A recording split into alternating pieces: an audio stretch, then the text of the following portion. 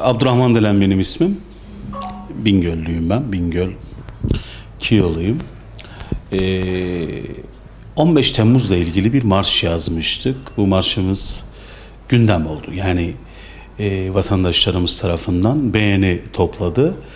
Bu marşımızla ilgili bir klip çektik. Klipten sonra zaten marş patladı çok şükür. Marşı 15 Temmuz kardeş ve barış için yapılan bir marş. Ve birçok şeyi aslında marşın içinde görebiliyoruz. Sözlerinden de belli oluyor. O açıdan gururluyum.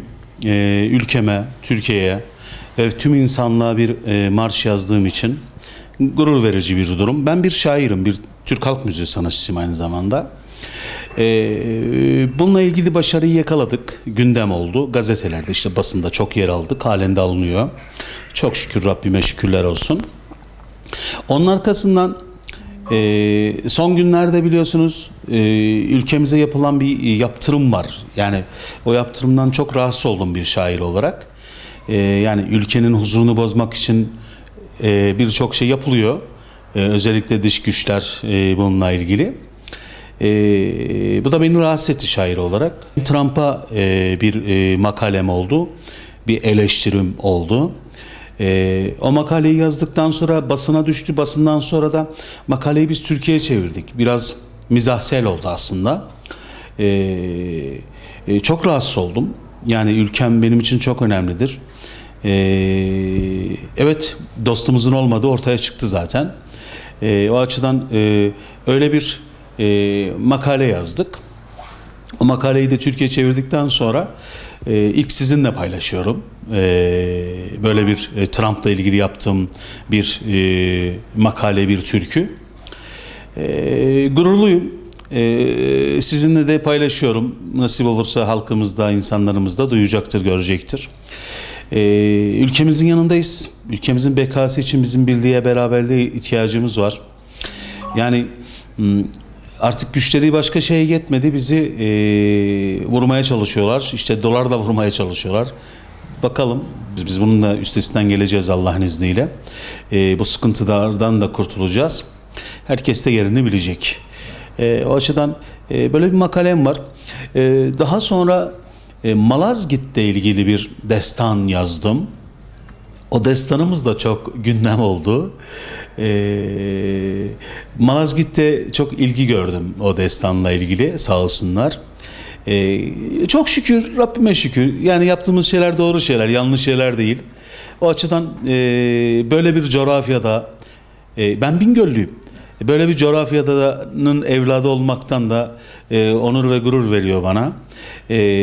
Yaptığım şeyler doğru şeyler olduğu için çok şükür halkımız beğeniyor.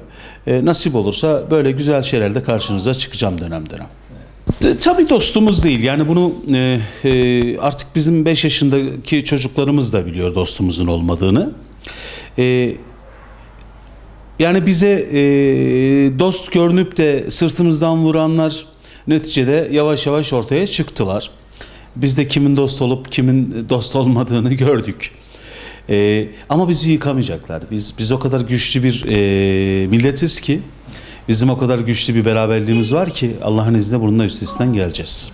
Yani Müslümanın dostu Müslümandır. Yani bundan ötekini arama zaten. Yani bizim birbirimize Müslümanlar olarak kenetlenmemiz lazım.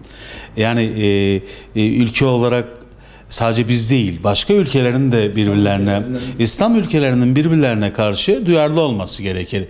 Yani bir Avrupalı nasıl ki birbirlerine karşı çok duyarlılar, birbirlerine koşuyorlar, sahip çıkıyorlarsa, bizim Müslüman ülkelerimizin de birbirlerine sahip çıkmaları gerekiyor. Benim mesajım budur. Ben bir şair olarak ülkemin bekasını düşünmek zorundayım. Çünkü ben bu ülkede yaşıyorum. İyi ki de böyle bir ülkede yaşıyorum. O açıdan hep söylüyorum. Yani ben Trump'a da söyledim.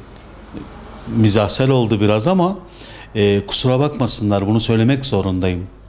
Herkes yerini bilecek. Yani siz yaptırım yaparak bizi yıkamazsınız. Yıllardır uğraşılıyor zaten yıkılmak için ama maalesef kimse beceremiyor. Beceremeyecekler de. Yani biz bunun da üstesinden geleceğiz nasip olursa. Rabbim bizlere bir daha 15 Temmuzları,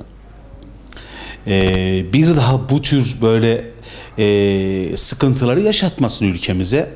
Çünkü biz ülke olarak barıştan yanayız. Biz savaştan yana değiliz. Savaşı seven bir millet değiliz. O açıdan hep barış olsun, hep kardeşlik olsun. Bu ülkede mutlu bir şekilde yaşayalım diyorum.